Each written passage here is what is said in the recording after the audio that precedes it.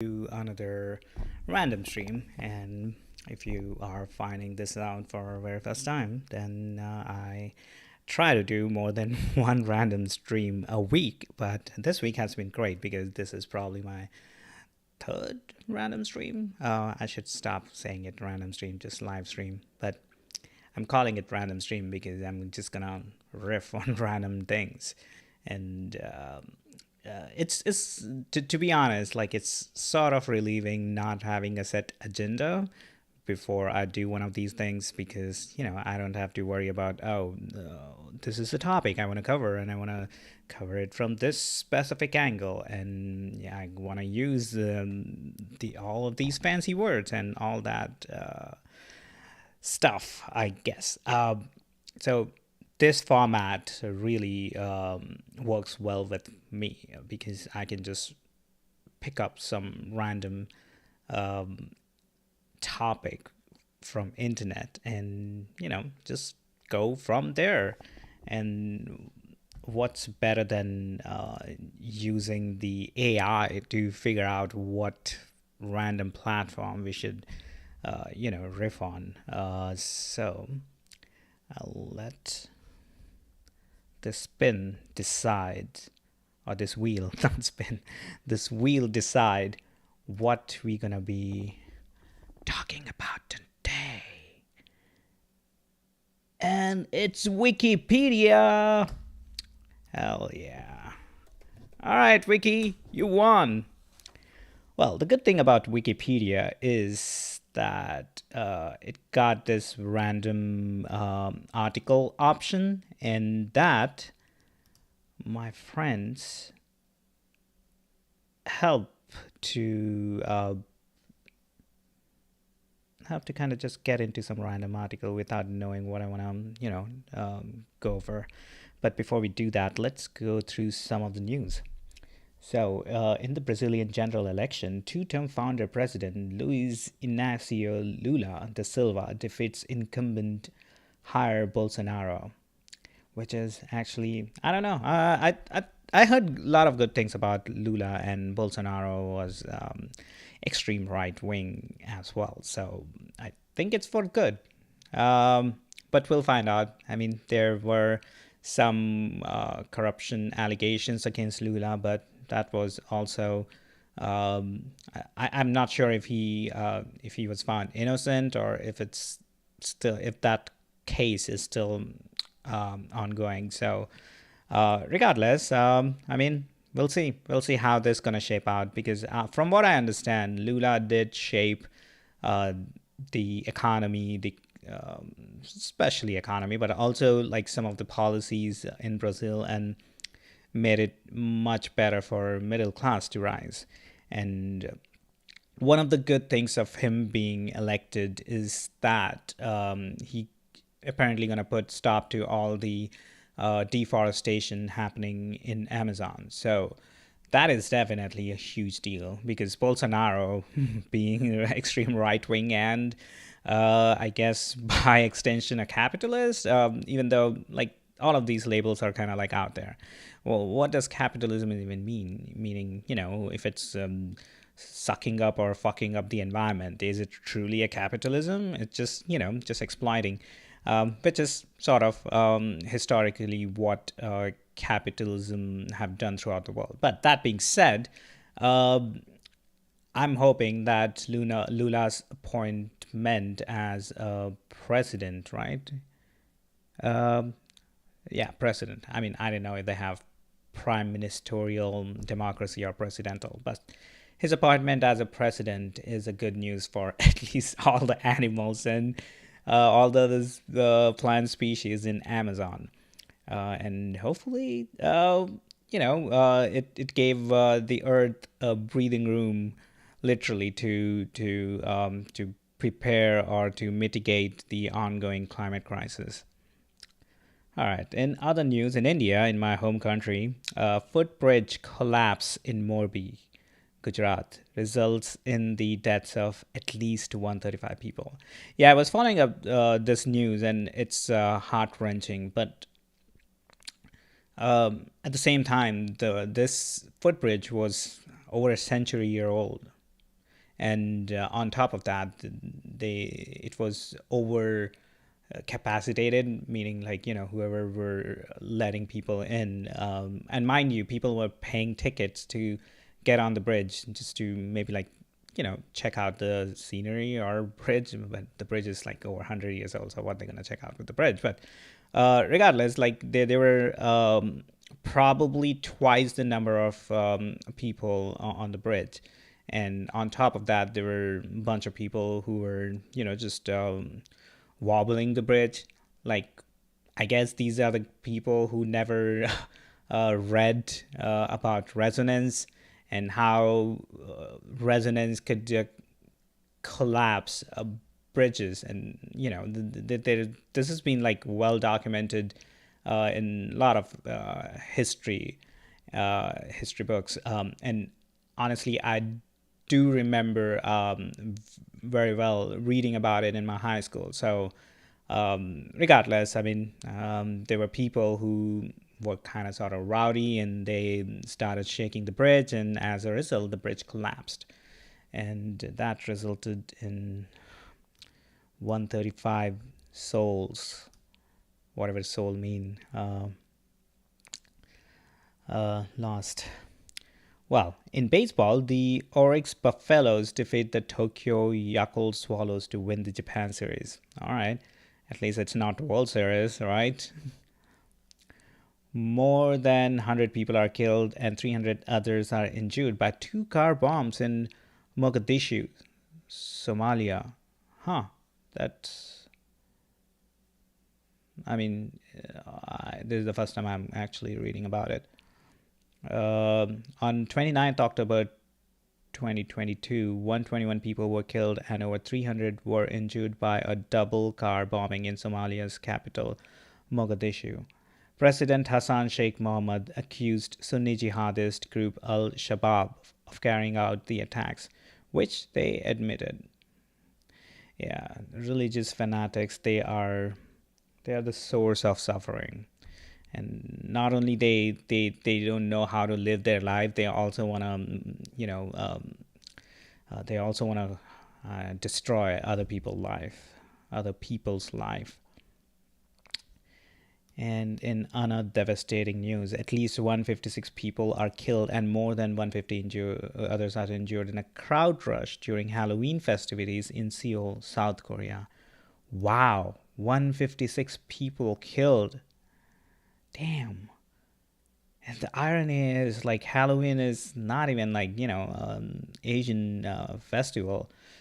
Even though I know, like, now it's kind of like a world festival. A lot of people across the world celebrate it, but still, on the night of 29th October 2022, a crowd crush occurred during Halloween festivities in the Itaewon neighborhood of Seoul, South Korea. At least 156 people were killed and at least 172 others were injured.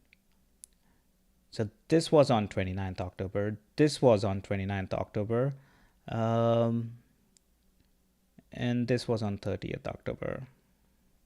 Yeah, for a second I was like, wow, what's happening? Why the 29th October? I mean, obviously these are all patterns. I mean, there is no real I would say conspiracy, call it conspiracy or call it like some sort of supernatural thing on going on for that particular day or date. That's why people get into this whole 13, like they think that number 13 is unlucky, which boggles my mind, because what the concept of even 13 is kind of sort of pretty recent, considering the span of our evolution, right? So there were different types of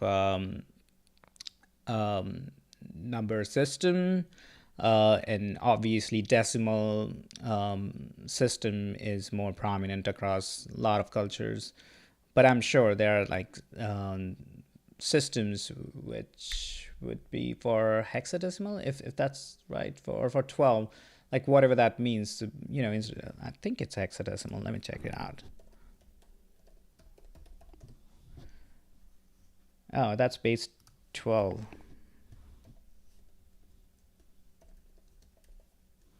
Come on. Duodecimal. Okay. Duodecimal system.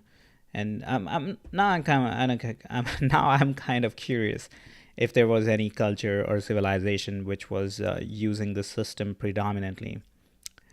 The duodecimal system, also known as base 12, dozenal or rarely uncial, is a positional notation numerical system using 12 as its base. The number 12, that is the number written as 12 in the base 10 numerical system, is instead written as 10 or 10 in duodecimal, meaning 1 dozen and 0 units, instead of 1, 10, and 0 units.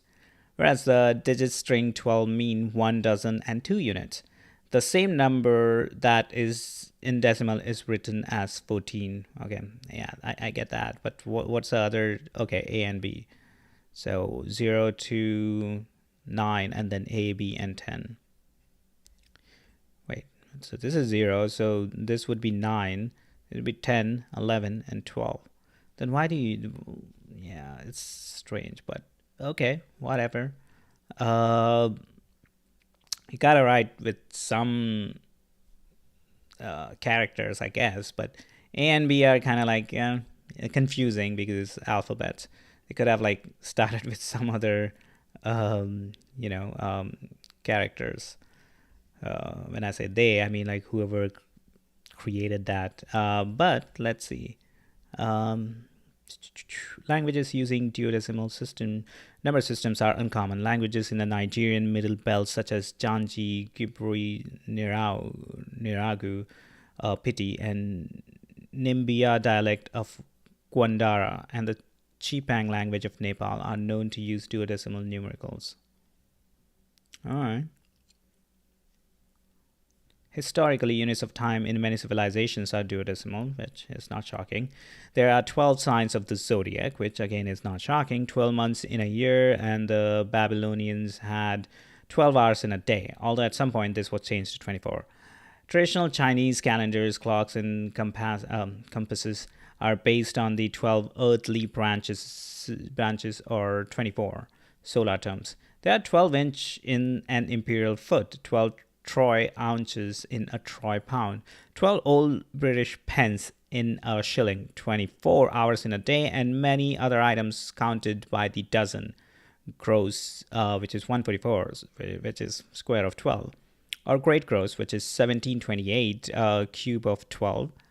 The Romans shouldn't be saying 1728, it's 1728, cube of 12. The Romans used a fraction system based on 12, including the uncia, which became both the English words ounce and inch. Pre-decimalization, Ireland and UK used a mixed duodecimal vigesimal currency system, that is 12 pence equal to 1 shilling and 20 shillings or 240 pence to the pound, shilling, or Irish pound. And Charlemagne, Charles the Great, Charlemagne, I think Charlemagne, yeah, G is probably silent. Charlemagne established a monetary system that also had a mixed base of 12 and 20, the remnants of which persist in many places. All right. Okay, the notation and punctuations. One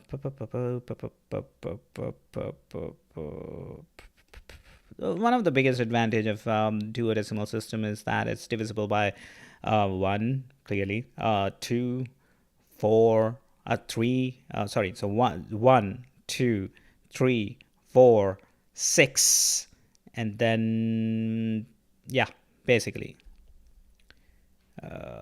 So there are like 5 different numbers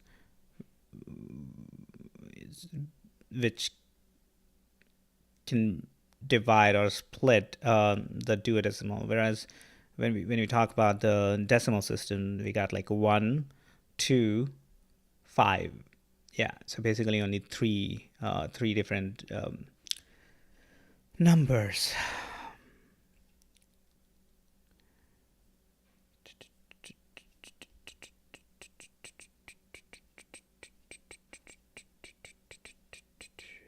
Advocacy and dozenalism. William James CDS used 12 as a base for his contracted language vendor code in 1906, noting it being the smallest number with four factors and its prevalence in commerce. Like I was saying, four factors. Four, no. So one, two, three, four, six. So five factors. Maybe they're not counting the one. The case for the duodecimal system was put forth at length in Frank Emerson Andrews' 1935 book, New Numbers: How Acceptance of a Duodecimal Base Would Simplify Mathematics. Emerson noted that, due to the prevalence of factors of 12 in many traditional units of weight and measure, many of the computational advantages claimed for the metric system would be realized either by the adoption of 10-based weights and measure or by the adoption of the duodecimal number system. Both the Dozenal Society of America and the Dozenal Society of Great Britain promote widespread adoption of the base 12 system. They use the word dozenal instead of duodecimal to avoid the more overtly base 10 terminology. However, the etymology of dozenal itself is also an expression based on base 10 terminology, since dozen is a direct derivation of the French word douzaine, which is a derivative of French word for 12. Douze, descended from Latin duodecim. All right. But a duodecimal clock face, as in the logo of the Dozenal System of America, here used to denote musical keys. A, B, C, D, E, F, and G. So 1 to 9 is clear, and then it's kind of like X, and then like inverted 3.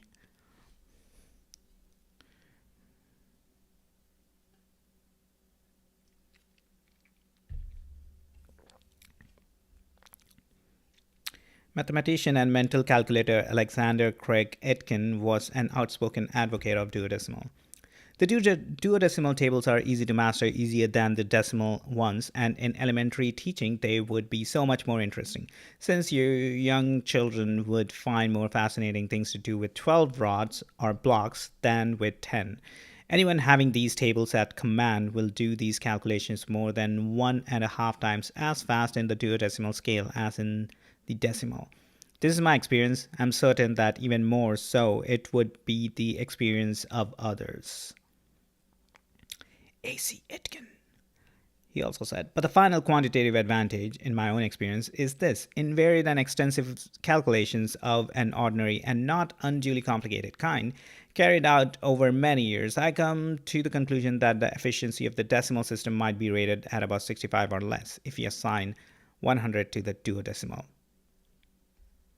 So wow. So the efficiency of decimal to duodecimal is 65 to 100. So that's a huge difference, 35% difference.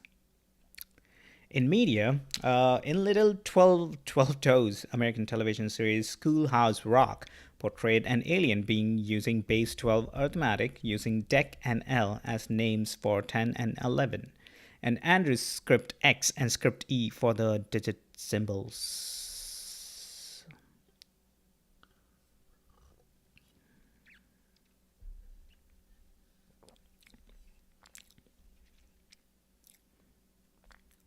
I know. I went on a different tangent here instead of like going on some random Wikipedia article, which was a goal.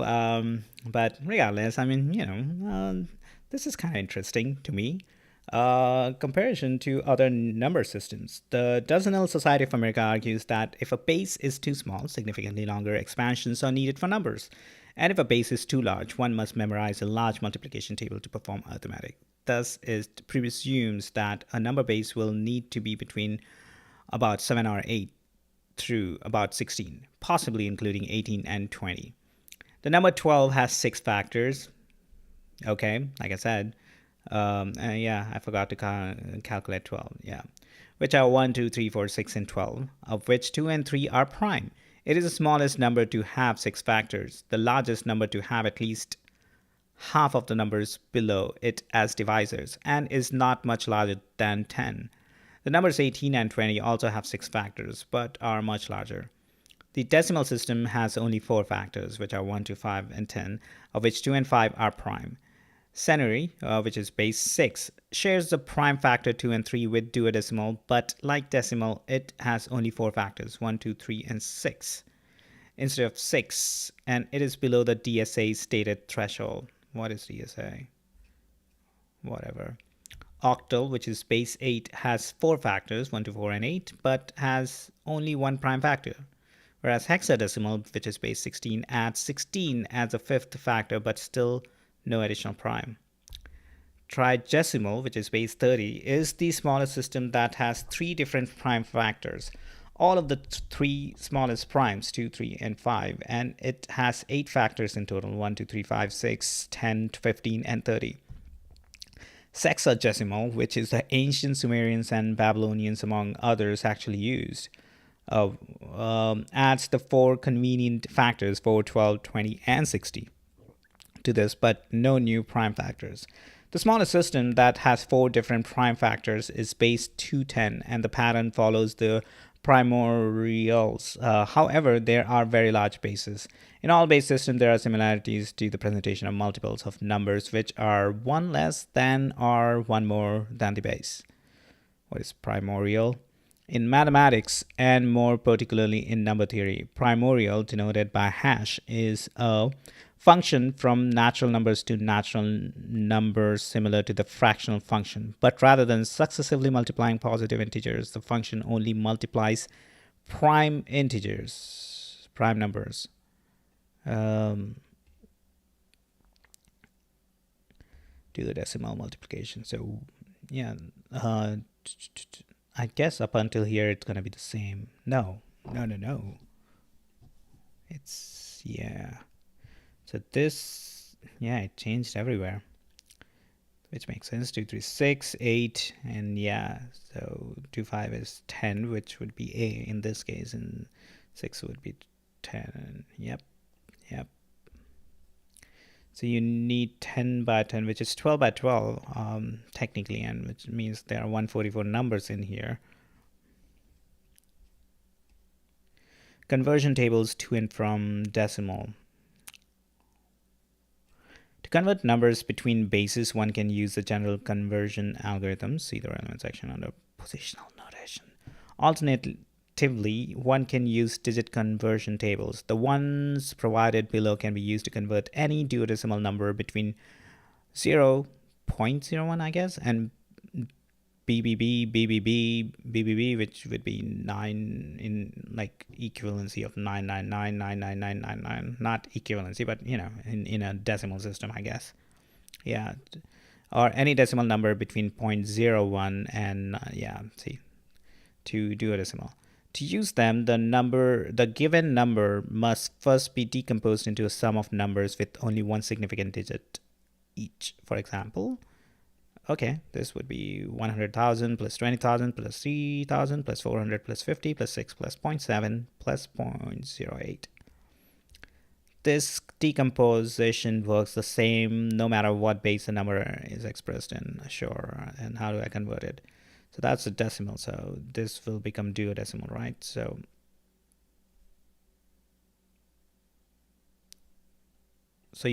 they're saying this is duodecimal, then this will be decimal. How? If the digits in the given number include 0, for example, 102.304.05, these are, of course, left out in the digit decomposition. Okay. Then the digit conversion tables can be used to obtain the equivalent value in the target base for each digit. If the given number is in duodecimal and the target base is decimal, we get this is duodecimal and this is decimal. Now, because the summands are already converted to base 10, the usual decimal arithmetic is used to perform the addition and decompose the number, arriving at the conversion result. So this is base 12 and this is base 10. So 100,000 become 248,832. How?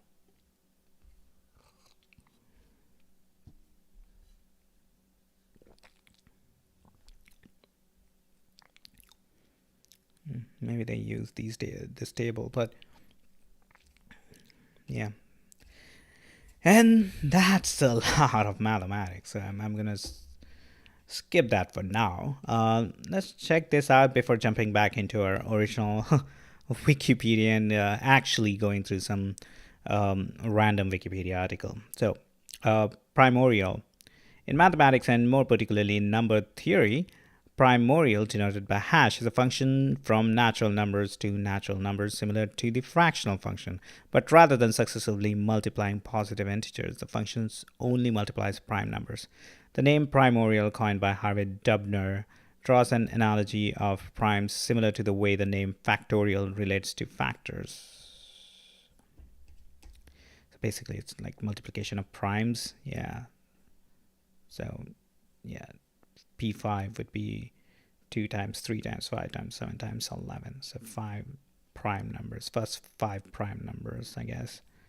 The first 5 primordials, P and hash, are, what is this? 2, 6, 30, 210, 23, 10? Oh, okay. The first one is 2. The second one is 2 times 3. This would be 6 times 5 basically, and this would be 30 times 7. This would be 7 times 11, which again, it's kind of sort of like similar to factorial. The sequence also include, okay, I get it, what is primordial. All right, so what now? Yeah, let's check out this today's featured article, and then we'll go to this section here, random article on the left side. Laika was one of the first animals in space and the first animal to orbit Earth. A stray mongrel from Moscow, she was selected as the occupant of Sputnik 2, which launched into low orbit on 3rd November 1957. Wow. So, and Laika died in 1957. I'm not sure if she, or is it he, whatever, died in space. The mission aimed to prove that a living passenger could survive being launched into orbit and endure a micro-G environment, leading to human spaceflight and providing data on how living organisms react to spaceflight environment. Laika died within hours from overheating. Shit. Possibly caused by a failure of the central R7 sustainer to separate from the payload. The true cause and time of her death were not made public until 2002. Instead, it was reported that she died when her oxygen ran out on day 6, or, as the Soviet government initially claimed, she was euthanized prior to oxygen depletion. On 11th April 2008, a monument to Laika was unveiled near the military base facility that prepared her flight to space. She also appeared on the monument to the conquerors of space. Poor bitch.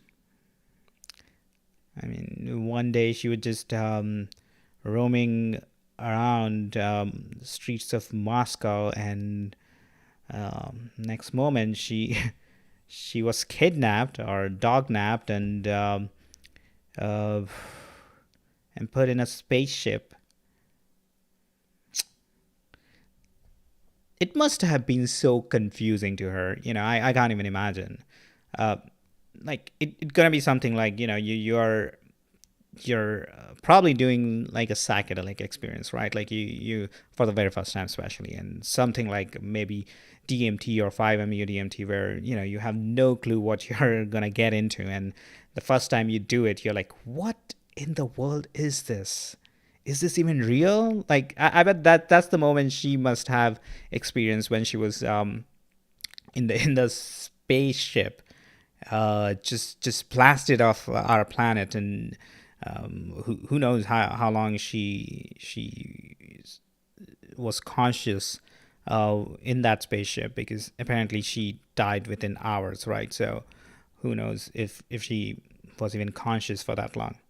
All right, let's check out our random article, and we gonna learn about Daniel Hand, who was an American businessman, a abolitionist and philanthropist from Connecticut. So, abolitionism, or the abolitionist movement, is a movement to end slavery. In Western Europe and the Americas, abolitionism was a historic movement that sought to end the Atlantic slave trade and liberate the enslaved people. Good job, Daniel Hand. Here's my hand to you. Well, he funded construction of Hand Academy that became Daniel Hand High School in Connecticut. He established a fund to educate African Americans in the South. He was born in Madison, Connecticut. Wow. And there is only like five, 4.5 sentences for this dude.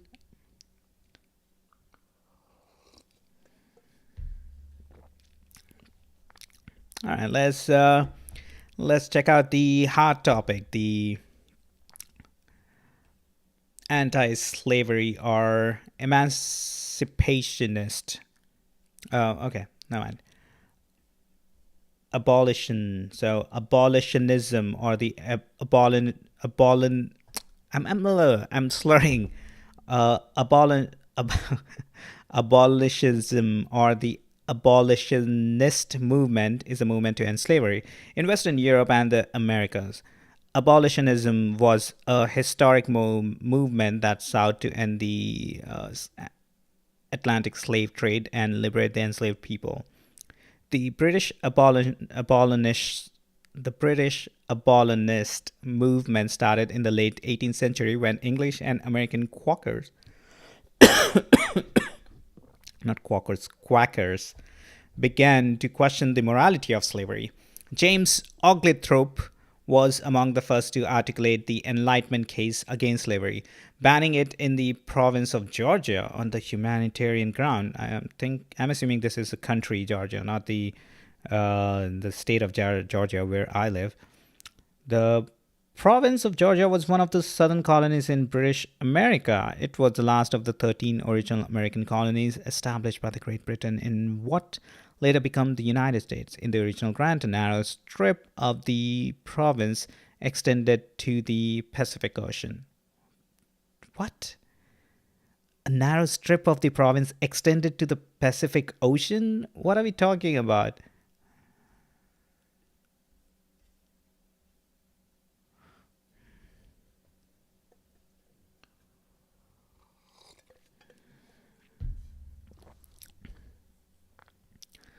Pacific Ocean is all the way on the west.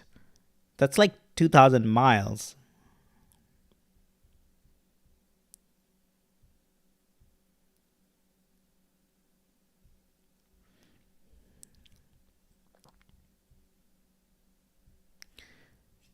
Oh, wow. The capital was Savannah. Interesting. So, where was Atlanta back then? This is kind of interesting. Just to kind of read through and uh, understand the history of Georgia. But should I? Should I? All right. Since we are here, let's go through it. The province of Georgia, also Georgia Colony, was one of the southern colonies in British America. It was the last of the 13 original American colonies established by Great Britain in what later became the United States. In the original grant, a narrow strip of the province extended to the Pacific Ocean. The colony's corporate charter was granted to General James Oglethorpe on April 21st, 1732, by George II, for whom the colony was named Georgia, of course. The charter was finalized by the King's Privy Council on June 9th, 1732. Oglethorpe envisioned a colony which would serve as a haven for English subjects who had been imprisoned for death and the worthy poor. General Oglethorpe imposed very strict laws that many colonists disagreed with, such as banning of alcoholic beverages. He disagreed with slavery and thought a system of small holdings more appropriate than the large plantations common in the colonies just to the north. However, land grants were not as large as most colonists would have preferred. Another reason for the founding of the colony was as a buffer state and a garrison province, which would defend the southern British colonies from Spanish Florida. Oglethorpe imagined a province populated by sturdy farmers who could guard the border. Because of this, the colony's charter prohibited slavery. The ban on slavery was lifted by 1751, and the colony became a royal colony by 1752.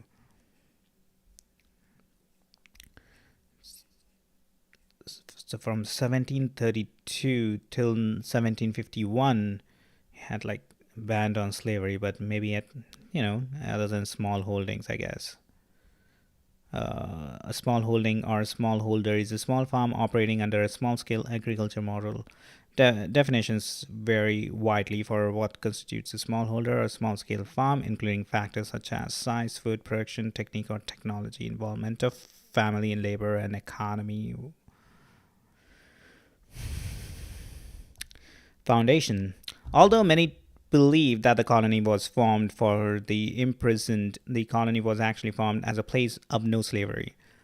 Oglethorpe did have the vision to make it a place for debtors, but it transformed into a royal colony. The following is an historical account of these first English settlers sent to Georgia. But what is a royal colony? Maybe like under the Great Britain? A crown colony or royal colony was a colony administered by the crown within the British Empire. There was usually a governor appointed by the monarch of the UK to on the advice of the home government, which is UK government, with or without the assistance of a local council. Okay. I believe the whole entire India became a royal colony in 1857. All right, so the following is an historical accounting of these first English settlers sent to Georgia.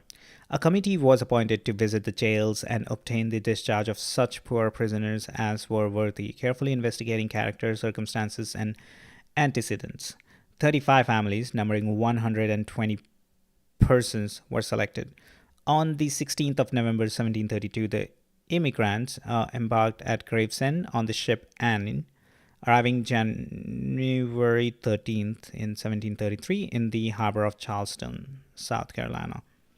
They set sail the day following into Port Royal, some 80 miles southward, to be conveyed in small vessels to the river Savannah. Oglethorpe continued up the river to scout a location suitable for settlement. On February 12, 1733, Oglethorpe led the settlers to their arrival at Yamacraw Bluff, in what is now the city of Savannah, and established a camp with the help of a local elderly Creek chief, Tomochichi. Yamacraw Indian village had occupied the site, but Oglethorpe arranged for the Indians to move. The day is celebrated as Georgia Day.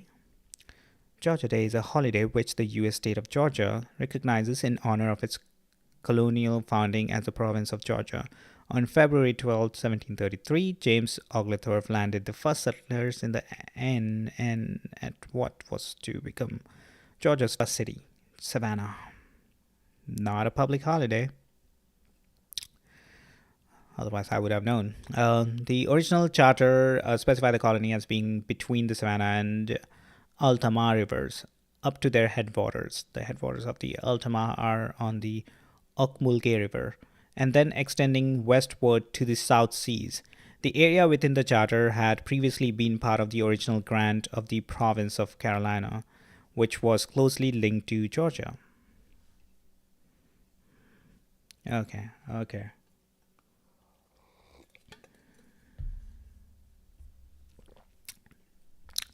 right, let's switch back. The Somerset case in 1772, in which a fugitive slave was freed with the judgment that slavery did not exist under English common law, helped launch the British movement to abolish slavery. Though anti-slavery sentiments were widespread by the late 18th century, many colonies and emerging nations continued to use slave labor, like Dutch, French, British, Spanish, and Portuguese territories in the West Indies, South America, and the southern United States. After the American Revolution established the United States northern states, beginning with Pennsylvania in 1780, passed legislation during the next 2 decades abolishing slavery, sometimes by gradual emancipation. Massachusetts ratified a constitution that declared all men equal. Freedom suits challenging slavery based on this principle brought an end to slavery in the state.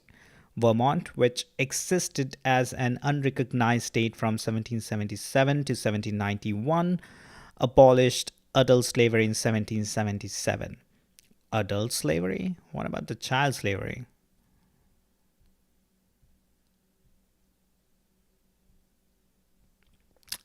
In other states, such as Virginia, similar declarations of rights were interpreted by the courts as not applicable to Africans and African Americans. During the following decades, the abolitionist, no, abolish, so this is hilarious. Abolitionist movement grew in northern states, and Congress regulated the expansion of slavery in new states admitted to the Union. In 1787, the Society of Effecting the Abolition of the Slave Trade was formed in London. Revolutionary France abolished slavery throughout its empire through the law of 4th February 1794, but Napoleon restored it in 1802. That motherfucker. The French law of 20 May 1802 was passed by Napoleon Bonaparte that day, revoking the law of 4th February 1794, which had abolished slavery in all the French colonies. However, the 1794 decree was only implemented in Saint Dominic. Okay, so even though they technically on paper abolished it, they were not following it.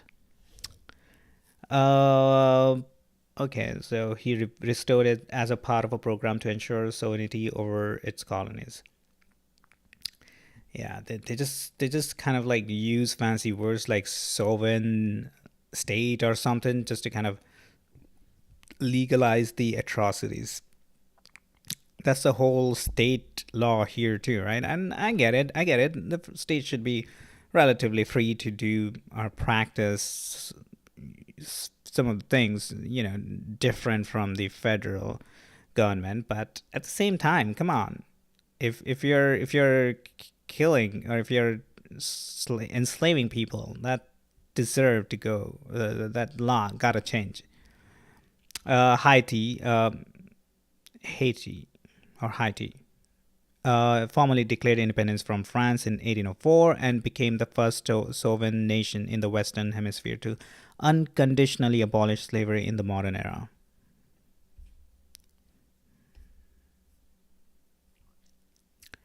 The northern states in the U.S. all abolished slavery by 1804.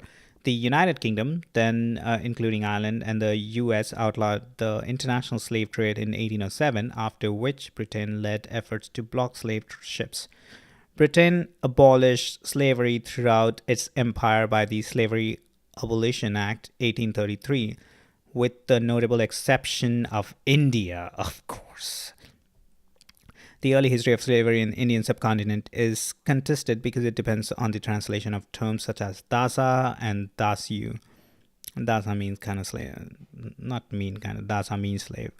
Greek writer Megasthenes, in his work Indica, while describing the Maurya Empire, states that slavery was banned in Indian society. The French colonies re-abolished it in 1848, and the U.S. abolished slavery in 1865 with the 13th Amendment to the U.S. Constitution.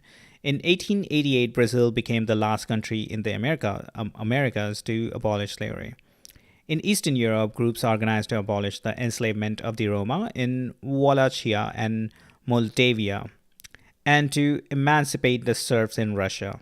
Slavery was declared illegal in 1948 under the Universal Declaration of Human Rights.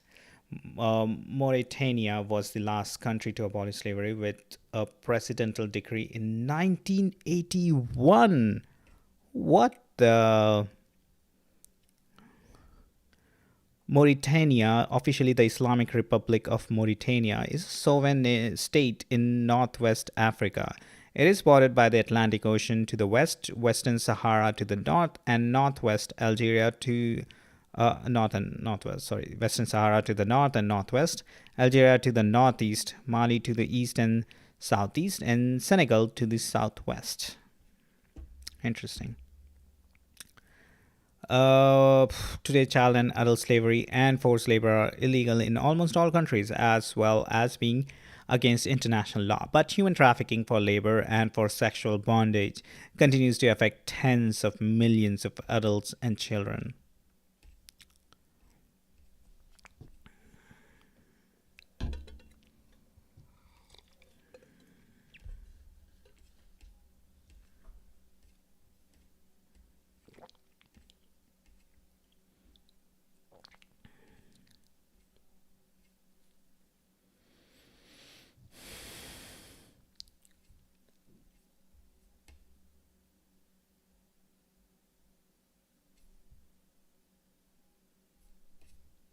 What is that? Wow. Medical examination photo of Gordon showing his scourged back, widely distributed by abolitionists to expose the brutality of slavery.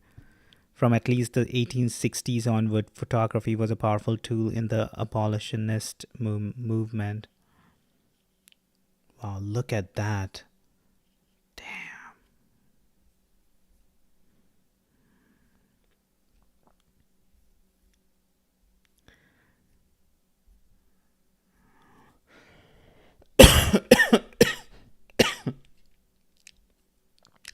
So this is obviously the new era slavery, but I'm kind of curious if there is any historical slaves. I mean, if I recall correctly, I mean, Roman Empire, Egyptian Empire, and a lot of other empires had slaves in the past. So this was not a new phenomena. But I'm kind of curious if we can find those references, like which goes back over say 2,000 years or something.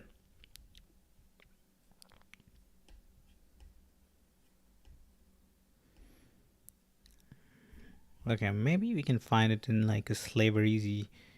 Yeah, Wikipedia. Slavery and enslavement are both the state and the condition of being a slave. Who is someone forbidden to quit their service for an enslaver, and who is treated by the enslaver as their property? Slavery typically involves the enslaved person being made to perform some form of work while also having their location or residence dictated by the enslaver. Many historical cases of enslavement occurred when the enslaved broke the law, became in debt, or suffered a military defeat. Other forms of slavery were instituted along demographic lines such as race. The duration of a person's enslavement might be for life or for a fixed period of time, after which freedom would be granted. Although most forms of slavery were are explicitly involuntary and involve the coercion of the enslaved, there also exists voluntary slavery. What? Entered into by the enslaved to pay a debt or obtain money because of poverty. Yeah, that this was pretty common in India, or at least based on like some of the movies I watched. Voluntary slavery, in theory, is the condition of slavery entered into at a point of voluntary consent. It is distinguished from involuntary slavery, where an individual is forced to a period of servitude, usually as a punishment for a crime. Okay, in the course of human history, slavery was a typical feature of civilization. Legal in most societies, but it is now outlawed in most countries of the world, except as a punishment for a crime. Okay, so the penal labor is a term for various kinds of forced labor which prisoners are required to perform, typically manual labor. The work may be light or hard depending on the context. Forms of sentence involving penal labor have included involuntary servitude, penal servitude, and imprisonment with something something.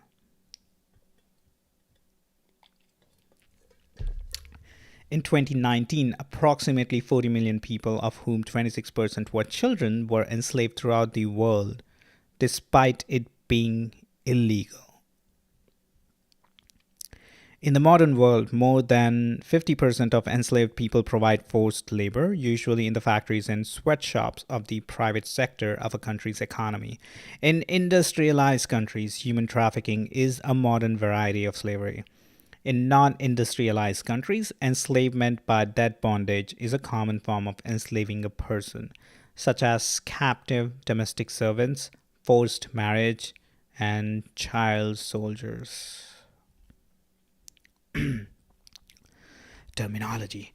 The word slave arrived in modern English from Middle English, sclave, from Old French, esclave, from late Middle High German, sclave, from medieval Latin, sclavus, from late Latin, sclavus, with a capital S, from Byzantine Greek, sklabos. According to the widespread view, which has been known since the 18th century, Byzantine, borrowed from Slavic gen self name, in the meaning prisoner of war slave. Slave in 8th or 9th century because they often became captured and enslaved. However, this version has been disputed since the 19th century. Alternate contemporary hypothesis states that medieval Latin, from Byzantine to strip the enemy to make booty or extract spoils of war, this version is criticized as well. There is a dispute among historians about whether terms such as unfree laborer or enslaved person rather than slave should be used when describing the victims of slavery. According to those proposing a change in terminology, slave perpetuates the crime of slavery in language by reducing its victims to a non human noun instead of carrying them forward as people, not the property that they were. Other historians prefer slave because the term is familiar and shorter, or because it accurately reflects the inhumanity of slavery, with person implying a degree of autonomy that slavery does not allow. Chattel slavery. As a social institution, chattel slavery classes slaves as chattels, which means personal property owned by the enslaver, like livestock. They can be bought and sold at will. While slavery in general was common throughout human history, the specific notion of chattel slavery reached its modern extreme in the Americas during European colonization, beginning in the 18th century.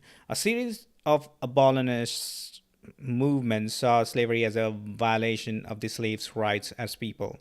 All men are created equal, and sought to abolish it. Abolitionism, abolish, abolish,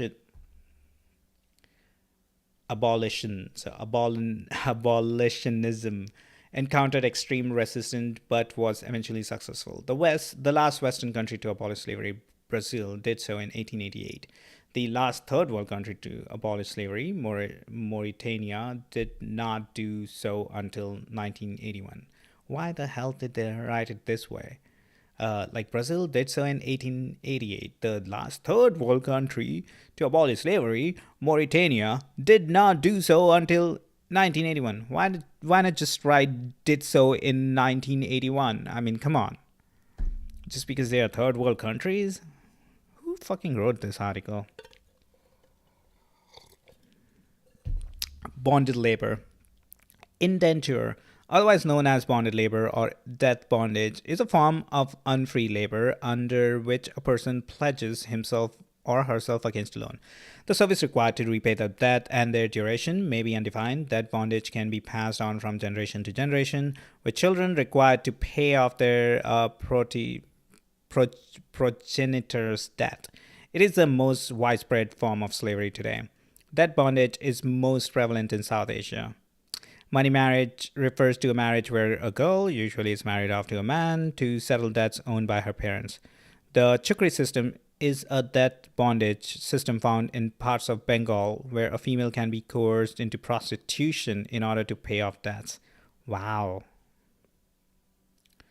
The chukri system is a debt bondage or forced labor system found in Kedarpur and other parts of West Bengal. Under this system, a woman can be coerced into prostitution in order to pay off debts. She generally works without pay for 1 year or longer in order to repay a supposed debt. Dependence. The word slavery has also been used to refer to a legal state of dependency to somebody else. For example, in Persia, the situations and lives of such slaves could be better than those of common citizens. Forced labor or unfree labor is sometimes used to describe an individual who is forced to work against their own will under threat of violence or other punishment. But the generic term unfree labor is also used to describe chattel slavery, as well as any other situation in which a person is obliged to work against their own will, and a person's ability to work productively is under the complete control of another person. This may also include institutions not commonly classified as slavery, such as serfdom, conscription, and penal labor. What are these?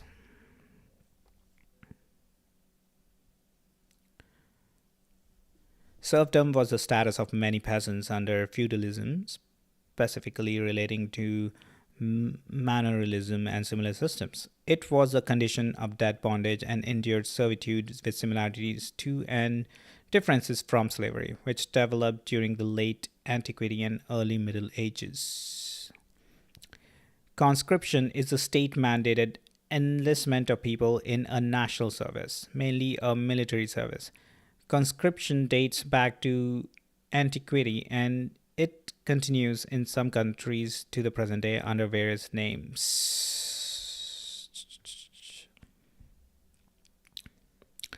While some unfree laborers, such as serfs, have substantive de jure legal or traditional rights, they also have no ability to terminate the arrangement under which they work and are frequently subject to form of coercion, violence, and restrictions on their activities and movement outside their place of work. Human trafficking primarily involves women and children forced into prostitution and is the fastest growing form of forced labor, with Thailand, Cambodia, India, Brazil, and Mexico having been identified as leading hotspots of commercial sexual exploitation of children. Child soldiers and child labor. In 2007, Human Rights Watch estimated that 200,000 to 300,000 children served as soldiers in then current conflicts. More girls under 16 work as domestic workers than any other category of child labor, often sent to cities by parents living in rural poverty.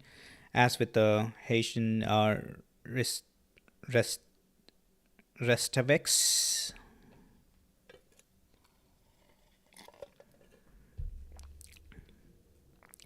a Restavek is a child in Haiti who is sold by their parents to work for a host household as a domestic servant because the parents lack the resource required to support the child. The term comes from the French language rester avec, to stay with. Forced marriage. Forced marriages or early marriages are often considered types of slavery.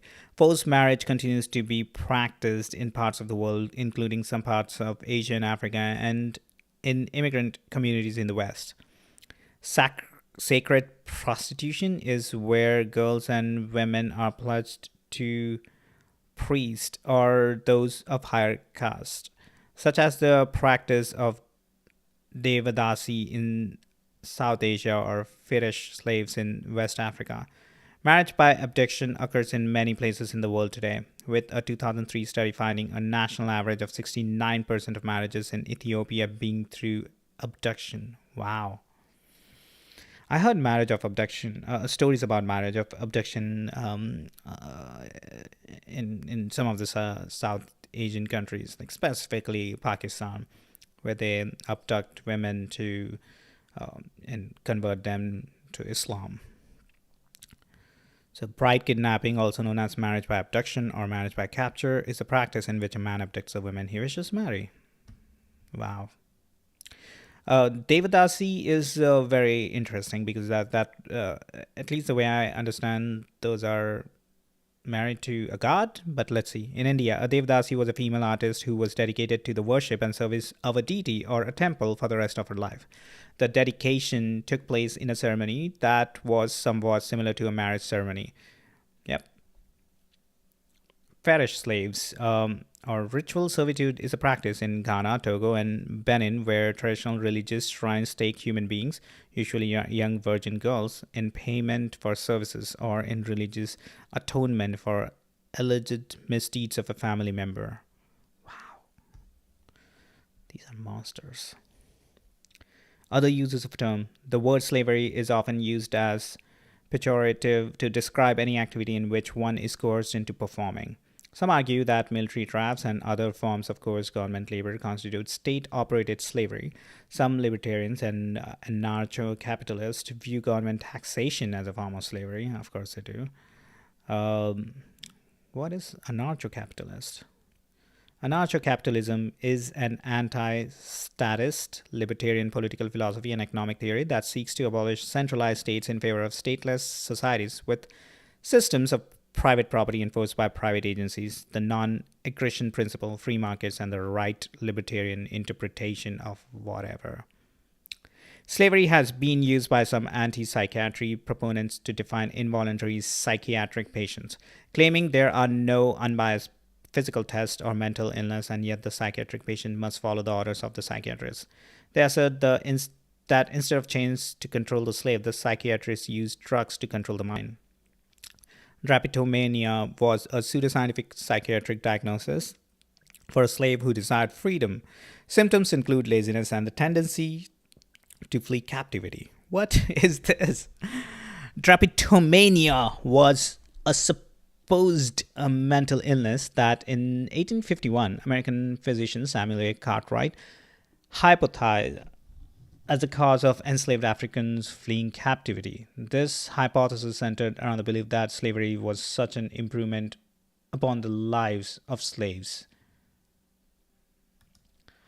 This is one of the points which a lot of like right wing crazy assholes toss all the time.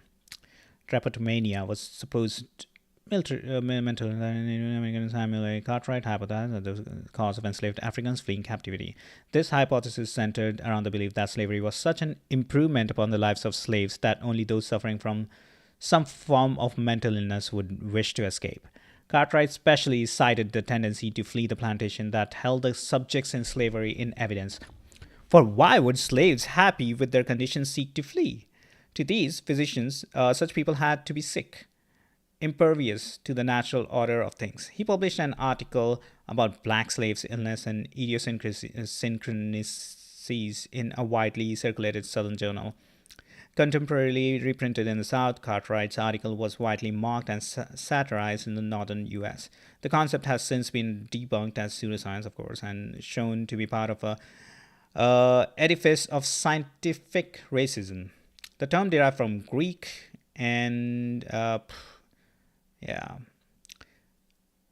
As late as 1914, the third edition of Thomas Lathrop Stedman's Practical Medical Dictionary included an entry of drapetomania defined as vagabondage, dromomania as uncontrollable or insane impulsion to wander.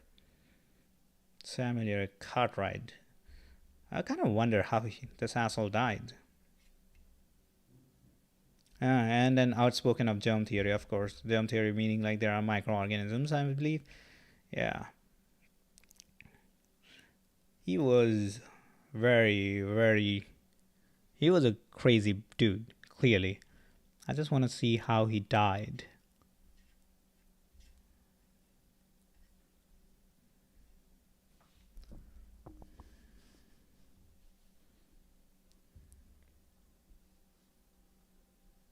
Come on, tell me how he died.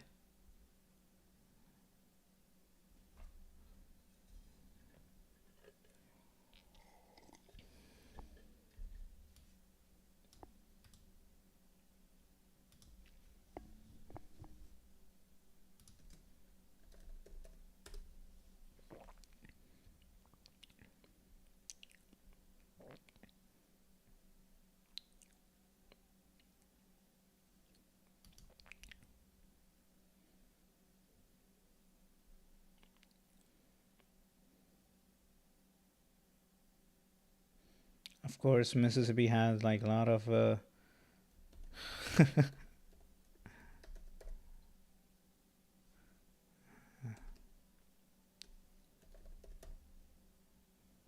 Come on, no death.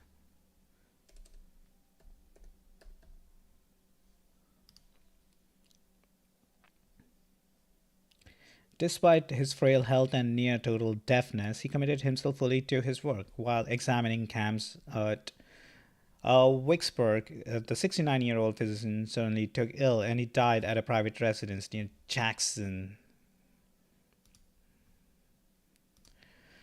Oh, what a loser. Well, some proponents of animal rights have applied the term of slavery to the condition of some or all human-owned animals, arguing that their status is comparable to that of human slaves. The labor market, as instituted under the contemporary capitalist systems, has been criticized by mainstream socialists and by anarcho-syndicalists who utilize the term wage slavery as a pejorative or Dyspemism for wage labor. Socialists draw parallels between the trade of labor as a commodity and slavery. Cicero is also known to have suggested such parallels. What is anarcho-syndicalist? Syndicalist. Anarcho-syndicalism is a political philosophy and anarchist school of thought that views revolutionary industrial unionism or syndicalism as a method for workers in capitalist society to gain control of the economy and thus control influence in broader society. All right, these are all kind of like the term and economy, the identification. I mean, these are all great, but I mean, I have to sign off soon. But I'm kind of curious about the history.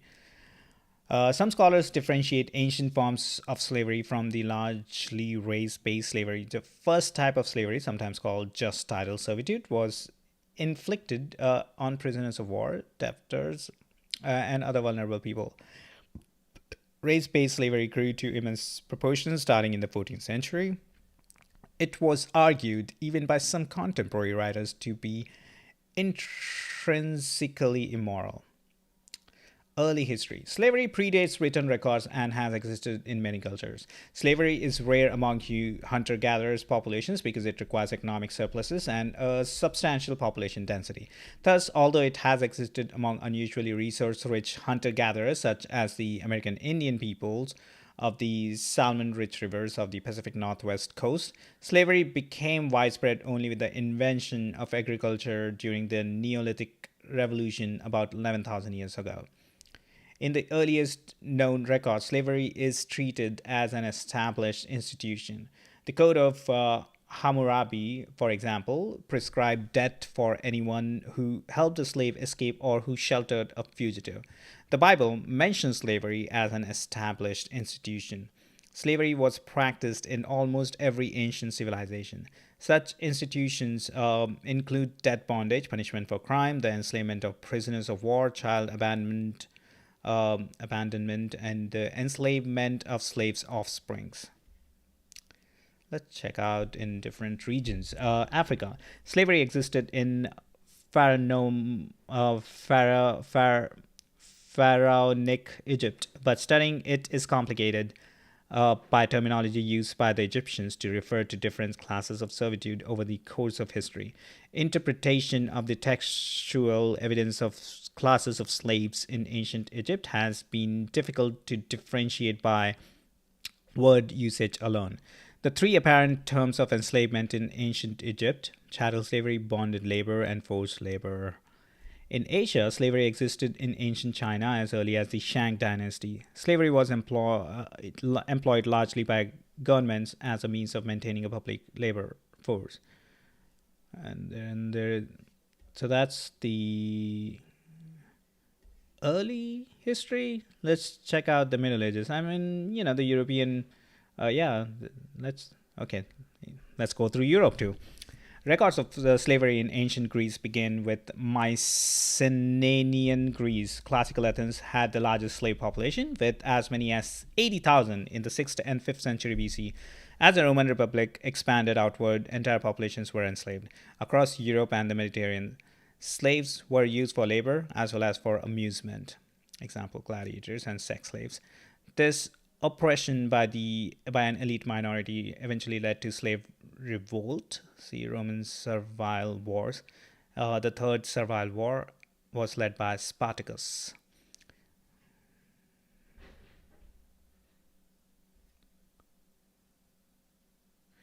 Yeah.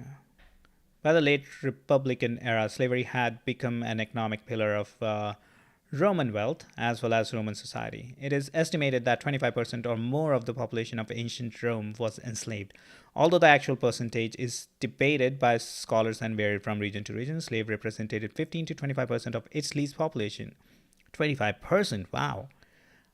Mostly war captives, especially from Gaul and Epirus. Estimates of the number of slaves in the Roman Empire suggest that the majority were scattered throughout the provinces outside of Italy. Generally, slaves in Italy were indigenous Italians. Foreigners, including both slaves and freedom, born outside of Italy were estimated to have peaked at 5% of the total in the capital, where the number was largest. Those from outside of Europe were predominantly of Greek descent. Jewish slaves never fully assimilated into Roman society, remaining an identifiable minority. These slaves, especially the foreigners, had higher death rates and lower birth rates than natives and were sometimes subjected to mass expulsions. The average record age at death for these slaves in Rome was 17 and a half years. Wow.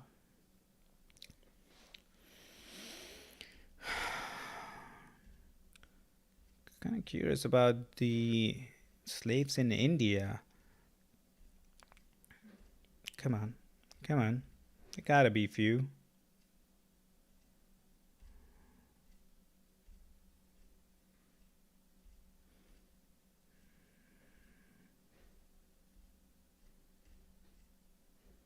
Maybe I should just do. Okay, China.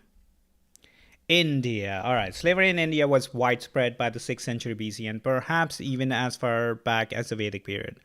Slavery intensified during the Muslim domination of northern India after the 11th century. Slavery existed in Portuguese India after the 16th century. The Dutch, too, largely dealt in Abbasid slaves, known in India as Habshish or Shidis. Arakan, Bengal, Malabar, and Coromandel remained the largest sources of forced labor until the 1660s. Between 1626 and 1662, the Dutch exported on an average 150 to 400 slaves annually from Arakan Bengal coast. During the first 30 years of Batavia existence, Indian and Arakanese slaves provided the main labor force of the Dutch East India Company. Asian headquarters and increase in Coromandel slaves occurred during a famine following the revolt of the Nayaka Indian rulers of South India, Tanjavur, Senji, and Madurai, against Bijapur overlordship and the subsequent devastation of the Tanjavur countryside of the Bijapur army. Reportedly, more than 150,000 people were taken by the invading Deccani Muslim armies to Bijapur and Golconda. In 1646, 2,118 slaves were exported to Batavia, the overwhelming majority from southern Coromandel. Some slaves were also acquired further south at Tondi, Adirampatnam, and Kayalpatnam. Another increases in slave took place between 1659 and 1661 from Tanjavur as a result of series of successive Bijapur raids. At Nagapatnam, Pulicat, and elsewhere, the company purchased 8,000 to 10,000 slaves, the bulk of whom were sent to Ceylon, while a small proportion were exported to Batavia and Malacca. Finally, following the long drought in Madurai and southern Coromandel in 1673, which intensified the prolonged Madurai Martha struggle over Tanjavur and punitive fiscal practices. Thousands of people from Tanjavur, mostly children, were sold into slavery and exported by Asian traders from Nagapattinam to Aceh, Zohar, and other slave markets. In September 1687, 665 slaves were exported by the English from Fort St. George, Madras. And in 1694 to 96, when warfare uh, once more ravaged South India, a total of 3,859 slaves, that's oddly specific, were imported from Coromandel by private individuals in Ceylon. The volume of the total Dutch Indian Ocean slave trade has been estimated to be about 15 to 30% of the Atlantic slave trade, slightly smaller than the trans-Saharan slave trade, and 1.5 of 3 times the size of the Swahili and Red Sea coast and the Dutch West India Company slave trades. According to Sir Henry Bartle Frere, who sat on the Viceroy's Council, there were an estimated 8 or 9 million slaves in India in 1841. About 15% of the population of Malabar were slaves. Slavery was legally abolished in the possessions of the East India Company by the Indian Slavery Act 1843. Wow, that's a lot of dark history. I mean, what to say? Slavery is obviously wrong. I mean, anyone with good morals and brain can say that. And of course, there are degrees of different slaveries. There are physical slavery, and then there are like mental slavery, and then economic slavery, and so on. And historically speaking, those were all tangled together. But now, in the era we are living in, which is kind of economic era, people are forced into slavery because of because of lack of resources. And this kind of make me think. I mean, if we ever gonna evolve into a species where we will not try to enslave others, you know, uh, and the answer to that is complicated. I'm honestly unsure if we ever gonna be evolve if we ever gonna evolve to that place. Or maybe if technology advanced fast enough, and if we have resources to kind of like mimic the menial labor tasks, then sure, there's going to be a lot of um, jobs or works which could be in a way outsourced to robots and AIs, and maybe people can sit back. But at the end of the day, even if that happens, there're going to be other problem. Like, what about all the people who are out of work?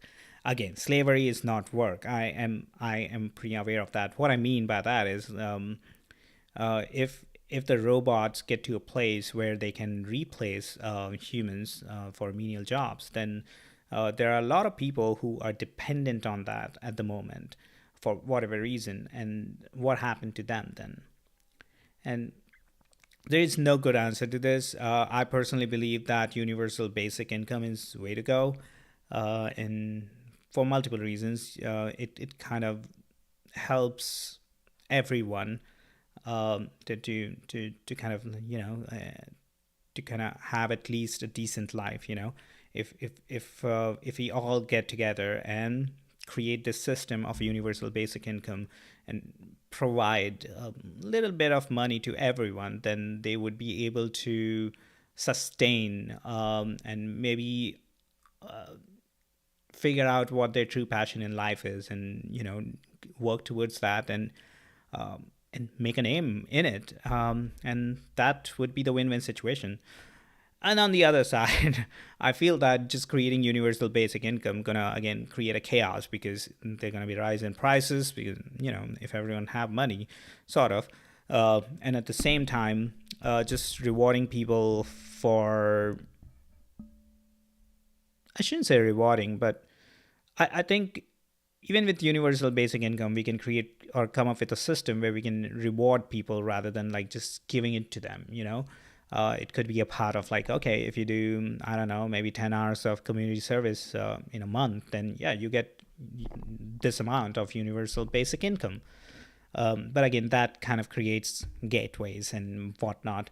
Or there could be alternate option, which I think would be the best solution to fix all the world problem, and that would be to create a democratic system where people can vote once a month policies they on the policies the government should, at least at the very least, um,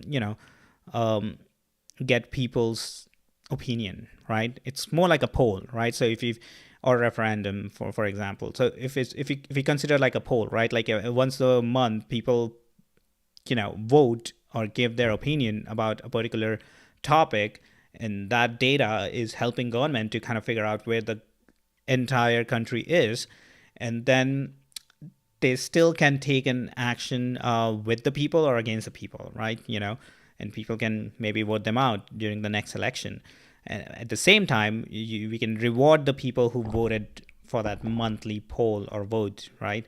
And we can reward them by giving them the UBI, the Universal Basic Income. So people will be incentivized to go and vote and give that valuable information or data to the government, and the government would be able to manage and implement those policies better. Even though it's closer to direct democracy, it's not exactly direct democracy, but I feel that would be a happy medium where people would earn their universal basic income and at the same time provide a valuable information to the government to act on and create policies and structures which helps the people. And if that ever happens, we're going to be here talking about that. But